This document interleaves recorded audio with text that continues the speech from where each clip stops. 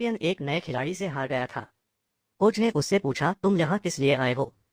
रित्सु ने जवाब दिया कि वह मुक्केबाजी सीखने आया था, लेकिन अब तक उसने खड़े होकर अभ्यास किया है। कोच ने उसे रस्सी कूदने, शैडो बॉक्सिंग, सैंडबैग और स्पीड बॉल पर काम करने को कहा।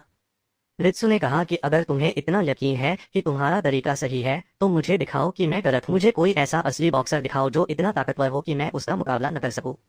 और अगर तुम्हारा आदमी मुझे गिरा सकता है, तो मैं रस्सी कूदूंगा, शैडो बॉक्सिंग करूंगा, तुम्हारी स्पीड बॉल पर मुक्का मारूंगा, या अगर तुम चाहो तो अपने सिर पर खड़ा होकर नाचूंगा। मैनी को लगता है कि उसका तर्क दोषरहित है।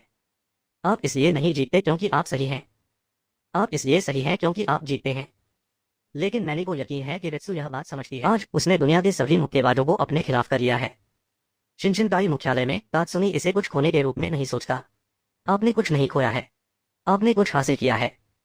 क्या? मैंने क्या हासिल किया है? एक हाथ वाला होना। मेरी अपनी मौलिक एक हाथ वाली शैली अचानक बाकी प्रकट होता है। तात्सुमी जानता है कि इस समय इमारत के दरवाजे बंद हैं, इसलिए उसे यह मानना पड़ता है कि बाकी खिड़की से अंदर घुस आया है। यहाँ से 9वीं मंजिल तक चढ़ना। यहाँ कुछ और है, बकी हन्मा। बकी को तात्सुमी बहुत प्रभावित लगता है। उसे अपना हाथ खोए हुए ज्यादा समय नहीं हुआ है, लेकिन वह पहले से ही एक नई शैली में महारत हासिल कर रहा है। तात्सुमी का कहना है कि वह पिता और पुत्र के बीच होने वाली लड़ाई का बेसब्री से इंतजार कर रहा है। एज़ेओ हन्मा बनाम बाकी हन्मा। दुनिया ने ऐसा मुकाबला पहले कभी नहीं देखा।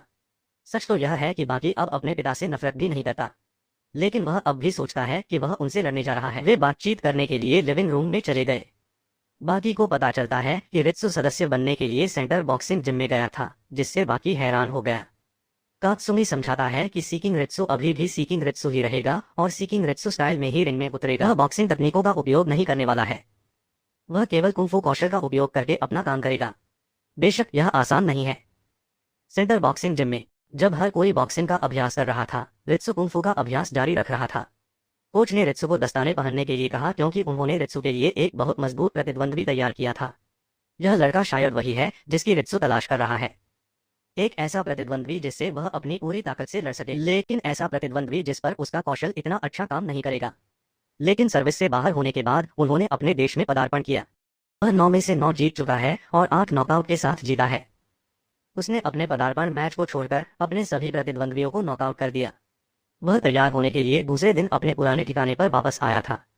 जैसा कि आप देख सकते हैं, उसके वजन में, उसकी तकनीक में, उसके करियर रिकॉर्ड में, बल्कि हर चीज में वह हर एक तरह से रित्सु से बेहतर है। कोच ने रित्सु से कहा कि मरने की कोशिश मत करो। रित्सु समझता है कि कोच किस बारे में बात कर रहा है। यह स्पष्ट है कि उसके पास बहुत प्रतिभा है और उसका ढांचा विशाल है। उसका फुटवर्क सहज और तेज है। बॉक्सर तुरंत रित्सु पर मुक्का मारने के लिए दौड़ा, उसे कई मीटर दूर भेज दिया। रित्सु ने पाया कि उसकी गति उत्कृष्ट थी, उसकी शक्ति उत्कृष्ट थी, लेकिन उसकी पकड़ कमजोर है। लड़ाकू खेल सड़क पर लड़ाई पर आधारित नहीं है। इसलिए नंगे हाथों से कराटे और कुंफू की तुलना में मुक्केबाज की पकड़ कमजोर है। मार्शल आर्ट से ही जीने वाले रित्सु ने अपने प्रतिद्वंद्वी की पकड़ की कमजोरी को उसके मुक्के के एहसास से ही भांप लिया। अब उसकी पहुंच के बारे में। मानव शरीर में सबसे मोटी और मजबूत हड्डी खोपड़ी का अगला हिस्सा है। एक बंद मुट्ठी में हड्डियों के 27 बड़े और छोटे टुकड़े होते हैं। चूंकि मुक्केबाज की मुट्ठी के हर हिस्से को अलग अलग तरीके से प्रशिक्षित नहीं किया गया था, इसलिए उसका नष्ट होना अपरिहार्य था। इस बीच एक रेस्तरां में कैप्टन और यूजिरो एक साथ खाना खा रहे हैं। कैप्टन ने कहा कि बाकी चाहता है कि वह एक सामान्य परिवार की तरह एक साथ खाना खाए। यह सुनकर यूजिरो बहुत क्रोधित हुआ। कैप्टन को लगता है कि बाकी बदल गया है। रित्सु के मैच में वह अपने प्रतिद्वंद्वी के पास जा रहा था और उस पर हमला करने वाला था। रित्सु का निशाना बॉक्सर की कमजोरी पर नहीं, बल्कि उसके ब्लॉकिंग हाथ की ह्यूमरस हड्डी पर था। बॉक्सर की ह्यूमरस ने रित्सु के मुक्के की पूरी ताकत झेली और इसके साथ ही बॉक्सर सीकिंग रित्सु की कहानी शुरू हो गई। रेस्टोरेंट में यूजिरो चाहता है कि कैप्टन विस्तार से बताए।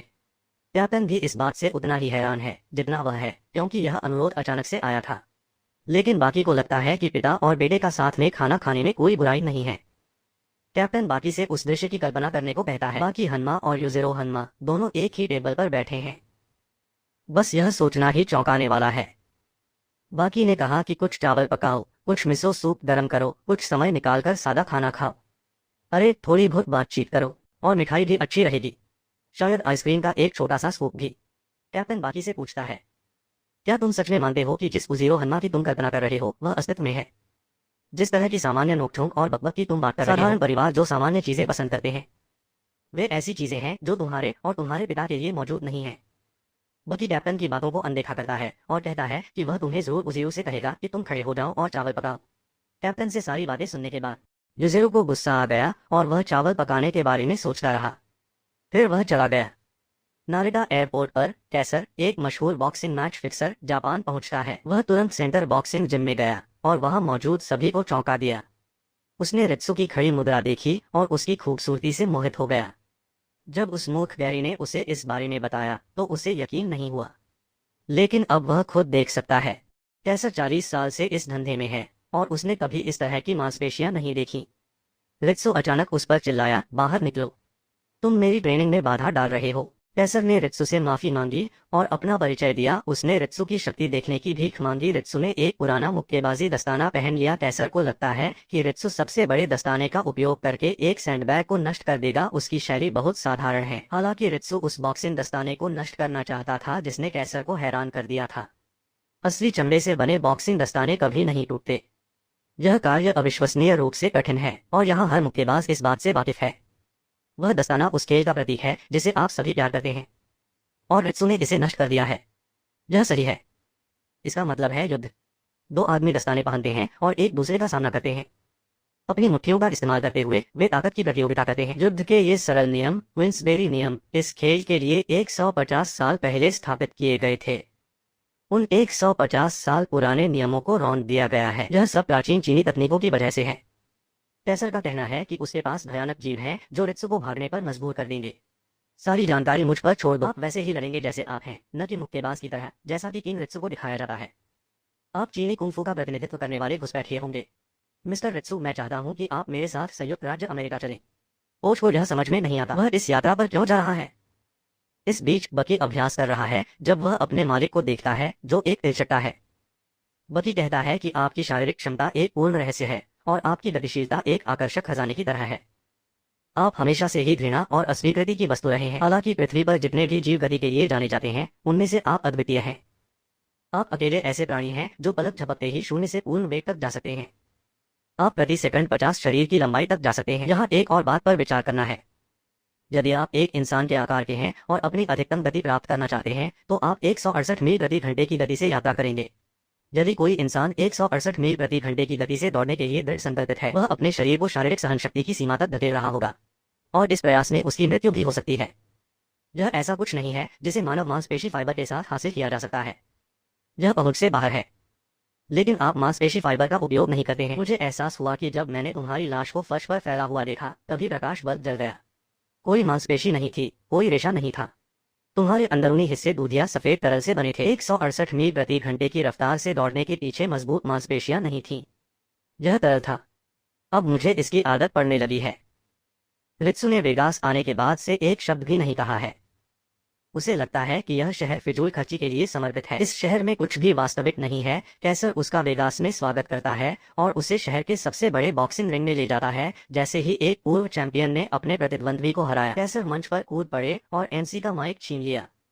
उन्होंने कहा कि क्वींसबेरी नियमों को स्थापित हुए 150 साल हो चुके हैं और अब आधुनिक मुक्केबाजी अपने इतिहास में उन नियमों के लिए सबसे बड़ी चुनौती का सामना कर रही है। इसका सबसे शक्तिशाली दुश्मन आ गया है। 4000 साल के कुंफू में एक प्रतियोगी आखिरकार ड्रैगन होने का दावा करता है। सीकिंग रित्सु का परिचय। कैसर आज रात आने वाले रित्सु की सराहना करता है। पूर्व चैंपियन आंद्रे वलेव क्रोधित हो जाता है और पूछता है कि तुम इस रिंग में क्या कर रहे हो। कैसर, यह रिंग आपके लिए जगह नहीं है, यह रिंग सेनानियों के लिए है। क्या आपने वह आवाज सुनी है? कैसर, मुझे लगता है कि आपको उस भीड़ में फेंकने से पहले ही चले जाना चाहिए। कैसर का कहना है कि आप गलत व्यक्ति से नाराज हैं, आप जिन्होंने इस क्षण में अपनी 31वीं नॉकआउट जीत हासिल की। आज यहाँ हर कोई आपका जश्न मना रहा है। हर कोई, यानी इस आदमी को छोड़कर। वह सिर्फ तुम्हारा अपमान और बेइज्जती करना चाहता है। असल में वह सिर्फ तुम्हारा ही पीछा नहीं कर रहा है, वह तुम्हें बॉक्सिंग की पूरी दुनिया में बेइज्जत करना चाहता है। आंद्रे हंसा जब उसने देखा कि रित्सु उसकी आधी साइज का है और वह टूट चुका है। रित्सु ने कहा कि मैंने एक पुरानी जापानी कहावत सुनी है। इसका मतलब है जितना बड़ा आदमी उतना छोटा दिमाग। हम इसे समझते हैं जबकि आप अमेरिकी नहीं समझते। आपकी सीमित बुद्धि की तुलना में आप शरीर को केवल एक विशाल मांसपेशी के रूप में देखते हैं। कैसर रित्सु से कहता है, चलो अपने कौशल के प्रदर्शन से शुरुआत करते हैं। मुझे लगता है कि आपके लिए इस तरह की चीजें एक बेवकूफ पार्लर चाल से ज्यादा कुछ नहीं है। लेकिन आप देखिए, अमेरिकियों के लिए इसे समझना आसान है, बस उन्हें आपकी विशाल तकनीक का थोड़ा सा स्वाद देना है। हालांकि रित्सु ने पाया कि नष्ट होने से कहीं ज्यादा बड़ी, पसंदीदा और कहीं ज्यादा पसंदीदा चीज थी। आंद्रे अपनी ताकत दिखाने के लिए कंक्रीट ब्लॉक पर मुक्का मारता है। रित्सु ने तुरंत 2 कंक्रीट ब्लॉक पर 2 हमले करके उन्हें धूल में बदल दिया। दर्शकों और आंद्रे ने रित्सु की ताकत पर आश्चर्य व्यक्त किया। टेसर ने घोषणा की कि यह युद्ध होगा। यह ड्रैगन बनाम गोलियत है, इतिहास का सबसे महान और सबसे शानदार मैच, जुगों के लिए एक अभूतपूर्व प्रतियोगिता। उनके मैच शुरू होने से पहले एक प्रेस कॉन्फ्रेंस हुई। रिपोर्टरों को पता चला कि रित्सु को मुक्केबाजी के नियम नहीं पता थे और अभी तक उनका कोई आधिकारिक मैच नहीं हुआ था। उन्होंने रित्सु से पूछा कि उसके दाहिने पैर में क्या हुआ। रित्सु ने जवाब दिया कि वह अपने दोस्त के साथ झगड़े में अपना दाहिना पैर खो बैठा। इस तरह की चीजें होती रहती हैं। आपको यह स्वीकार करना होगा कि लड़ाई का मतलब यही है। एक रिपोर्टर ने मिस्टर टेसर से एक सवाल पूछा, इस अगली लड़ाई के नियम क्या होंगे? टेसर ने जवाब दिया कि 2 खूंखार लड़ाके अपनी मुट्ठी की ताकत का इस्तेमाल करके मुकाबला करेंगे, ये ही एकमात्र नियम है। रित्सु के होटल लौटने के बाद कोच ने कहा कि तुम मुक्केबाजी का अपमान कर रहे हो। मैं एक मुक्का मारने की कोशिश करूंगा। देखो, तुम एक पूर्व मुक्केबाज से मुक्का मारने की उम्मीद भी नहीं कर सकते जो 10 साल पहले सेवानिवृत्त हो चुका है। मुक्केबाज का जब आपको इतनी जल्दी चोट पहुंचा सकता है। अगर वह आंद्रे का होता तो आप मर जाते। कोच ने रित्सु को इस लड़ाई से हटने की सलाह दी। हमारे पास वेगास में एक और दिन रुकने का कोई कारण नहीं है। हम कल घर के लिए उड़ान भरेंगे। हालांकि कोच को एहसास हुआ कि उसका हाथ उखड़ गया था। पता चला कि रित्सु ने जानबूझकर कोच को उसे मारने दिया। वह समझता है कि कोच अब लंबे समय से मुक्केबाजी के व्यवसाय में है। उसका गुस्सा पूरी तरह से वाजिब है। वह मुक्का उसके कोच की भावनाओं को ठेस पहुंचाने की एक उचित सजा थी। हालांकि रित्सु ने कोच से मार्शल आर्ट के प्रति उसकी भावनाओं को समझने की भी कोशिश करने को कहा। रित्सु और आंद्रे के बीच मुकाबला शुरू होने वाला है। जैसे ही रित्सु रिंग में दाखिल हुआ, वह हैरान रह गया। यह पहली बार था जब वह पूरी तरह से जनता के मनोरंजन के लिए लड़ रहा था। यह समझ से परे, चौंकाने वाला और निरर्थक था। मनोरंजन के रूप में लड़ाई की अवधारणा ही उसके लिए विदेशी थी। टेसर ने परिचय शुरू किया। क्या आप शो टाइम के लिए तैयार हैं? आज रात great People's Republic of China अपने नुकीले दांत दुनिया के सामने पेश करेगा और अपने चैंपियन को आगे भेजेगा। आंद्रे ने पूछा, क्या तुम तैयार हो रित्सु? क्योंकि अब खेल का समय खत्म हो गया है। बस कोशिश करो कि तुम तुरंत न मरो। रेफरी खेल शुरू करता है। रित्सु हैरान था क्योंकि आंद्रे बहुत तेज चल रहा था। इतने बड़े आदमी के लिए यह कुछ अच्छा फुटवर्क है। तो उस स्थिति में रित्सु रिंग के एक कोने में गया और एक स्क्वाटिंग पोजीशन में बैठ गया। विशालकाय आंद्रे खुश था। यहाँ उसने एक ऐसी लड़ाई शैली का सामना किया था जिसे उसने पहले कभी नहीं देखा था या यहाँ तक की कल्पना भी नहीं की थी। हालांकि वह बेहद आश्वस्त था क्योंकि वह निश्चित था कि एक पल में वह इसे नष्ट करने जा रहा था। हालांकि जब आंद्रे रित्सु पर टूट पड़ा तो उसने कुछ नहीं देखा। आखिरी चीज जो उसने देखी वह एक अकेला फोटोग्राफर था और वह कुंग-फू से हार गया। मैच के बाद टेसर ने कहा, यह कल रात की लड़ाई के लाभ का आपका हिस्सा है। आपकी उस सुपर तकनीक की बदौलत एक ही मैच में तुमने जो किया उसने तुम्हें रातों रात यूनाइटेड स्टेट्स में सबसे मशहूर चीनी व्यक्ति बना दिया है। इसमें कोई आश्चर्य की बात नहीं है। पूरे देश में हर किसी ने इसे देखा। वह स्थिर दस्ताना जो अचानक उसके चेहरे पर आकर लगा। टेसर ने रित्सु से कहा कि वह यह पैसा ले और इसका आनंद ले। इसे वहां उस ब्रीफकेस में रख दो। यह बिल्कुल सही से फिट होना चाहिए। रित्सु को ठीक से नहीं पता कि यह धन किस तरह से बनाया गया है, लेकिन अगर तुम चाहते हो कि यह मेरे पास रहे तो मैं करूंगा। एक और सवाल, मेरे पैसे के पास ये गंदे जूते क्या कर रहे हैं? मुझे मत बताओ कि मुझे क्या करना है। तुम पैसे केस में डालोगे और फिर उसे मुझे सौंप दोगे। अगर तुम ऐसा नहीं फिर मैं तुम्हारे उन असभ्य गंदे पैरों को तोड़ दूंगा। जब बाकी कॉफी बना रहा था तो उसे लगा कि यूजेरो आ रहा है। उसे एक और कप चाहिए। यूजेरो पहले कभी यहाँ नहीं आया था, एक बार भी नहीं। बकी को लगा कि यूजेरो बहुत करीब है। बकी रसोई से बाहर आया और उसने देखा कि यूजेरो पहले से ही वहां बैठा हुआ है। उसने यूजेरो को कॉफी ऑफर की। यह ब्लू माउंटेन है। लो, यूजेरो वास्तव में अपनी कॉफी पी रहा है। यूजेरो ने बाकी से पूछा, क्या यही वह पिता-पुत्र संबंध है जिसकी तुम तलाश कर रहे हो? बाकी ने अनुमान लगाया कि यह सही है। यूजेरो अचानक क्रोधित हो गया और उसने बाकी से पूछा, तुम्हें क्या हो गया है कि तुम अपने ही पिता को इस तरह घटिया कॉफी पिला रहे हो? बकी अचानक उससे माफी मांगता है जिससे वह चौंक जाता है।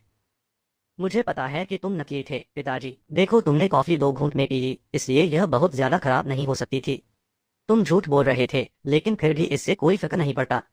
यूजेरो को इस पारिवारिक बंधन वाली बात में बिल्कुल भी दिलचस्पी नहीं है और कभी नहीं रही। बकी ने पूछा, मैं चाहता हूँ कि तुम मेरे लिए कॉफी। यह वाकई बहुत अच्छी बात होगी। क्या आपको ऐसा नहीं लगता? यूलू जीरू उठता है और कहता है, अगर तुम मुझसे कॉफी चाहते हो तो तुम्हें बस एक काम करना होगा।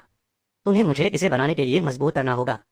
तुम्हें अनिच्छुक यूलू जीरू हनमा को उसकी गर्दन से पकड़ना होगा और उसे इसे बनाने के लिए मजबूर करना होगा। अगर वह मना करता है तो तुम उसे थप्पड़ मारो, उसे नीचे गिराओ और उसे तब तक मुक्का मारो जब तक वह झुक न जाए। और जब तक वह झुक न जाए तब तक तुम उसे मत छोड़ो, तुम उसके लिए कोई विकल्प नहीं छोड़ते। अगर तुम ऐसा कर सकते हो बाकी तो वह तुम्हारे लिए चावल भी पका सकता है। चाय की मेज 4 टुकड़ों में फट गई थी और अपने पिता के शब्दों के साथ उसने इन्हें अपने दिमाग में घुमाया।